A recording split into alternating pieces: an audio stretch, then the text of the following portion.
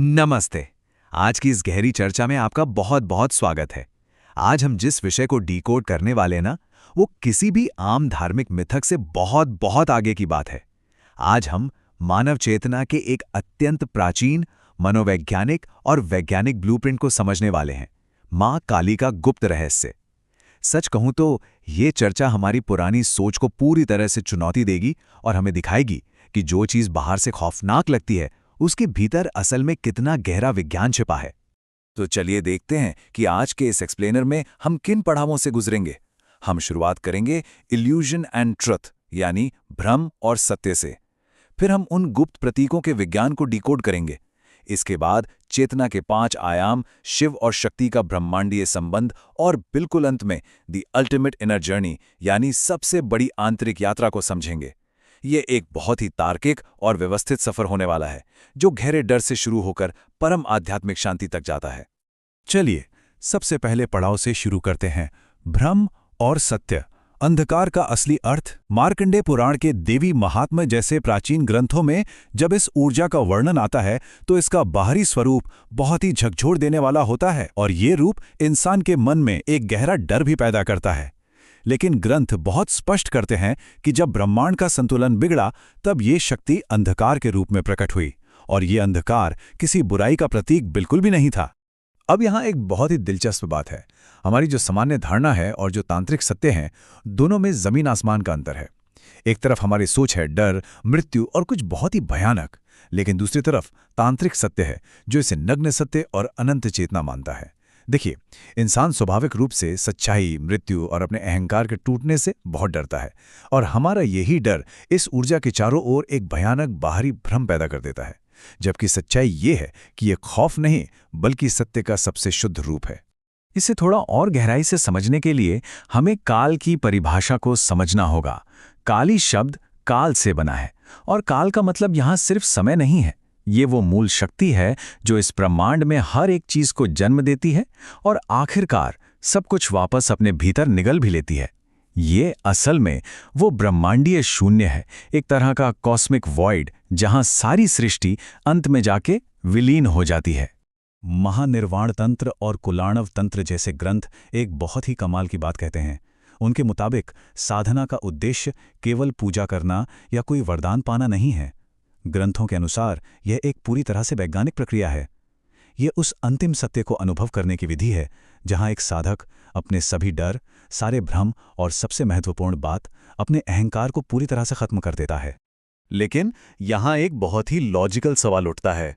जरा सोचिए, अगर ये मूल ऊर्जा इतनी दिव्य और निर्मल है तो इसका बाहरी रूप इतना भयानक क्यों है?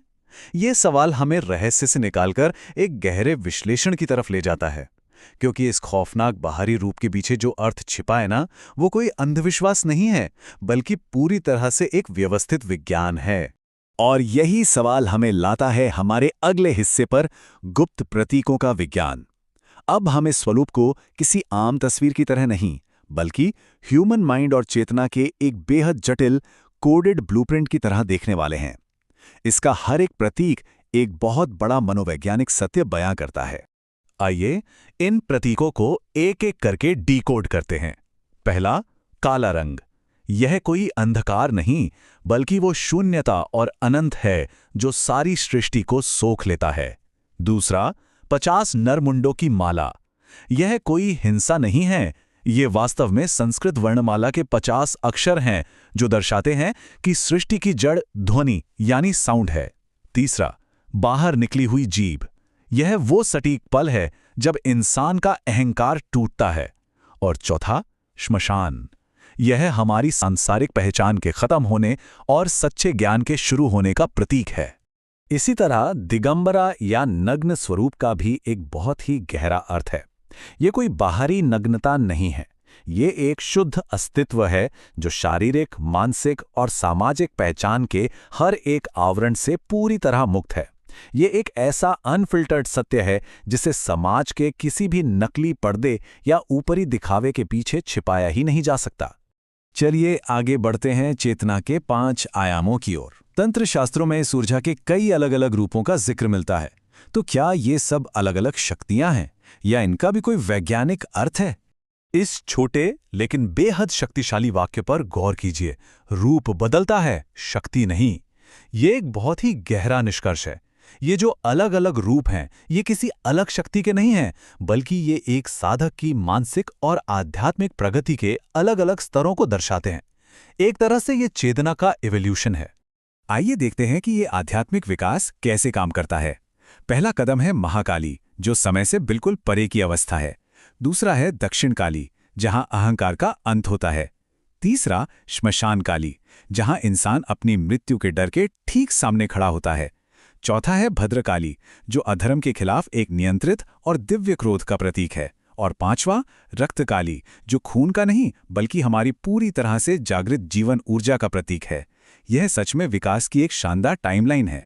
अब हम आते हैं इस चर्चा के सबसे गहरे और दार्शनिक हिस्से पर, शिव और शक्ति, ब्रह्मांडीय संतुलन। ये एक ऐसा कॉन्सेप्ट है जिसे सदियों से बहुत गलत समझा गया है। चलिए चेतना और ऊर्जा के इस कॉस्मिक खेल को जरा बारीकी से समझते हैं। इन दो ब्रह्मांडीय शक्तियों के बीच का फर्क समझिए। तांत्रिक दृष्टि से शिव शुद्ध चेतना है, प्योर कॉन्शियसनेस, लेकिन ऊर्जा के बिना वो पूरी तरह से निष्क्रिय है। वहीं दूसरी तरफ शक्ति शुद्ध ऊर्जा है, लेकिन चेतना के बिना वो पूरी तरह अनियंत्रित है। ये ब्रह्मांड आखिर काम कैसे करता है? ये तभी सुचारू रूप से चलता है जब ये दोनों मूलभूत सिद्धांत एक संपूर्ण संतुलन में एक साथ आते हैं। और जब चेतना और ऊर्जा का ये अंतिम मिलन होता है ना, तो उसी से इस सृष्टि का निर्माण होता है। और एक साधक के स्तर पर यही वो क्षण है जो अहंकार के पूर्ण अंत को चिन्हित करता है। चेतना और ऊर्जा का यही परफेक्ट बैलेंस सच्ची मुक्ति का एकमात्र रास्ता है। और अब हम पहुंच गए हैं अपने आखिरी पड़ाव पर, द अल्टीमेट इनर जर्नी। अभी तक हमने जो कुछ भी समझा, इतने सारे प्रतीकों को डिकोड किया, इसका हमारी असल जिंदगी में क्या महत्व है? तो सबसे अहम बात यह है कि ये पूरी प्रक्रिया पूरी तरह से आंतरिक है, हमारे भीतर है। जब हम अपने ही भीतर के अंधकार का सामना करते हैं तो हम किन चीजों पर जीत हासिल करते हैं? मृत्यु के उस डर पर जो हमें लकवा मार देता है, अकेलेपन के गहरे खौफ पर, असफलता की बेचैनी पर और सफलता विफलता जैसे सांसारिक भ्रमों पर। जब हम अपने खुद के अंधकार को पार कर लेते हैं, तब जाकर हमें एक ऐसी शांति मिलती है जिसे बाहर की कोई भी परिस्थिति हिला नहीं सकती। और ये इस पूरे एक्सप्लेनर का सबसे बड़ा टेक अवे है।